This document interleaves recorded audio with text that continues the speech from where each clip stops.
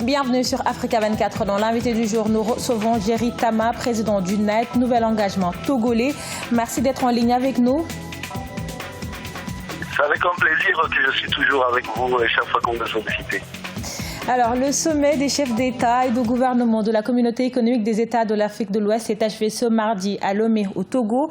Outre les nombreux dossiers à l'ordre du jour, la crise togolaise était au menu et la conférence a donné une feuille de route. Justement, quelle est votre appréciation générale de la feuille de route proposée par la CEDEAO pour sortir votre pays de la crise? C'est d'abord un soulagement. Vous savez, ça fait maintenant une année que le Togo est plongé dans une crise politique sans précédent avec un blocage partiel de l'activité économique. Il était important, à notre sens, qu'on puisse observer un terme à cette situation et je crois que la CEDEAO a eu beaucoup de courage, a pris ses responsabilités en tant qu'organisation sous-régionale et la feuille de route qu'elle donne à l'ensemble de la classe politique togolaise est une feuille de route qui apporte de l'espoir.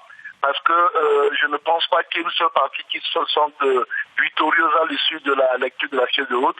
Mais je crois que la CEDEAO s'est beaucoup plus pensée sur le sort du peuple togolais qui continue à souffrir des effets de cette crise-là. Donc nous sommes plutôt soulagés et nous sommes reconnaissants à la CEDEAO pour le courage qu'ils ont mis à trouver des pistes de réflexion, une feuille de route qui est pragmatique pour sortir le Togo de la crise politique. Dans la foulée de cette feuille de route, vous avez publié un communiqué dans lequel vous appelez le pouvoir et la coalition de l'opposition à se garder tout triomphalisme. Qu'est-ce que cela veut dire exactement pour vous? Vous savez, pendant la longue période de crise d'une année, il y a beaucoup de positions, souvent des positions de partis politiques ou bien de regroupements à l'endroit des militants qui ont été tenus. Et il y a parfois même eu des positions qui étaient présentées comme des positions non négociables. Et aujourd'hui, la CEDEAO coupe le poire en deux.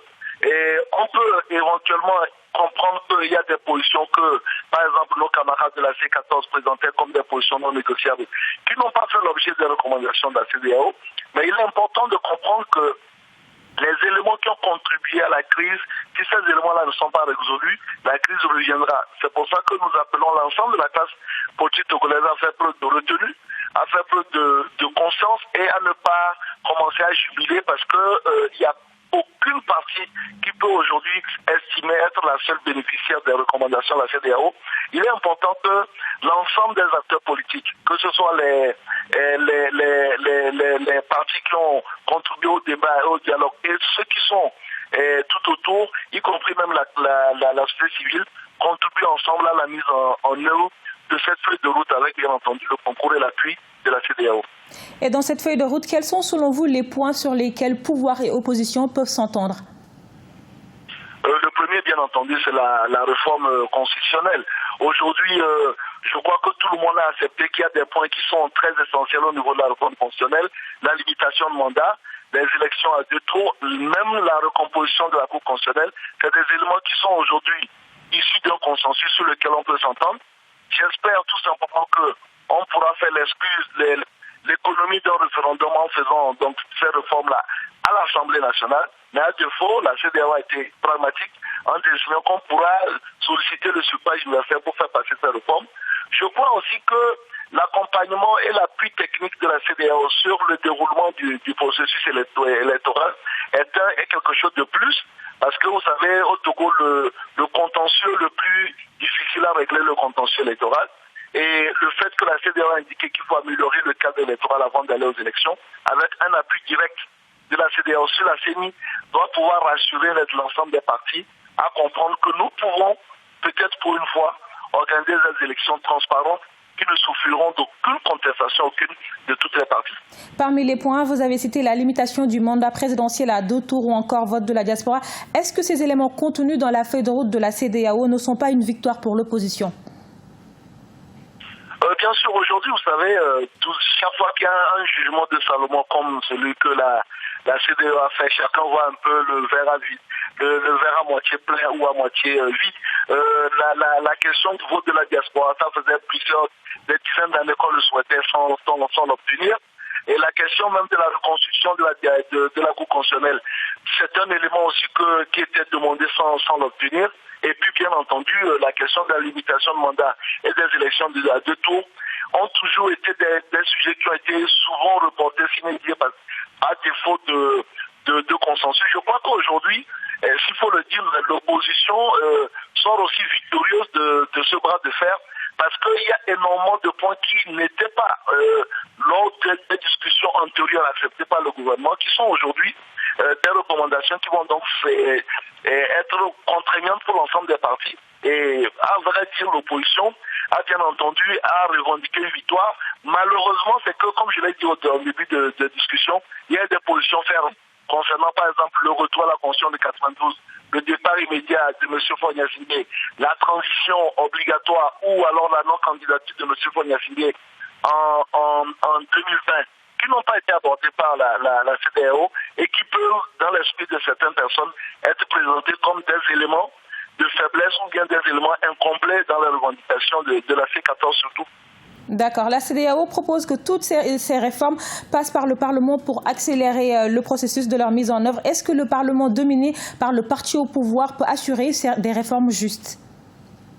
Aujourd'hui, malheureusement, les rapports de force au niveau du Parlement ne permettent à aucun parti à lui tout seul de pouvoir faire les réformes constitutionnelles, puisque la loi togolaise ensemble, la constitution togolaise ensemble, l'article 144, préconise qu'il faut les 4/5 de l'Assemblée nationale, les députés de l'Assemblée nationale pour faire voter une loi constitutionnelle. Aujourd'hui, ni le parti au pouvoir unir, ni l'opposition n'ont cette majorité-là. Donc, il y a une obligation de composer, de trouver donc un consensus ou un compromis au minimum avant de faire passer ces lois.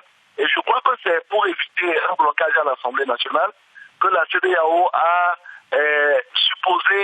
introduit la possibilité de recours au suffrage universel en cas de blocage à l'Assemblée, parce que ça fait maintenant, depuis le début de cette législature, il y a 5 ans, difficiles sont les moments où cette Assemblée a réussi à trouver un point de consensus sur un sujet donné. Et justement, parlant de cette Assemblée des législatives le 20 décembre, cela vous paraît-il réaliste au regard des nombreuses anomalies de votre fichier électoral? Aujourd'hui, il est question de faire un recensement électoral. C'est-à-dire le recensement électoral fournit un fichier électoral tout neuf. Et bien entendu, il y a des insuffisances en ce qui concerne la construction des fichiers électoraux, parce que, madame, au Togo, uniquement 25% des Togolais ont des pièces d'identité, et donc les 115 autres pourcents, pour rentrer dans le fichier électoral, le font par le biais des témoignages de personnes ressources. Mais il n'en reste pas moins que cette pratique-là a été consensuelle depuis 2007. Et si la CENI, puisque la CENI dit qu'elle peut le faire, en 3 mois peut organiser un recensement électoral et donc constituer un fichier électoral, logiquement, si tous les acteurs politiques se prêtent au jeu, on peut faire des élections, bien entendu, dans cette date-là. Mais il faudra, bien entendu, que tous les acteurs politiques se prêtent au jeu et qu'on évite les atermoiements habituels qui sont propres à la classe politique togolaise et qui feront que, malheureusement, on risque de ne pas arriver à temps à cette date qui est pourtant important pour qu'on puisse mettre la crise togolaise derrière nous. Comprenez-vous ceux qui estiment qu'il n'y a rien de nouveau sous le soleil et que la crise togolaise reste entière? Non, bien entendu, je pense que ce serait faire preuve de méconnaissance de l'effort et de la justesse des positions de la CENI, de la CEDEAO, parce que je pense que la CEDEAO a quand même été courageuse. Maintenant, il nous appartient, avec, comme je l'ai dit, l'élément fondateur, le suivi et l'encadrement de l'activité de la CENI. L'engagement que le président Buhari a pris dans la salle en disant qu'il va faire du suivi de la feuille de route de la CENI une priorité, de la CEDEAO une priorité. Je crois que si tous les acteurs jouent le jeu, on doit pouvoir avancer, parce que les questions essentielles, c'est comment donner le pouvoir au peuple togolais pour qu'il désigne de façon transparente, crédible et satisfaisante ses représentants dans un premier temps à l'Assemblée nationale et dans les conseils municipaux en 2018 et bien entendu en 2020 au niveau de la magistrature suprême. Merci beaucoup, Monsieur Jerry Tama. Je rappelle que vous êtes le président du NET, Nouvel Engagement Togolais. Merci également à vous, chers téléspectateurs. Restez sur Africa 24. Dans un instant, une nouvelle édition de l'actualité.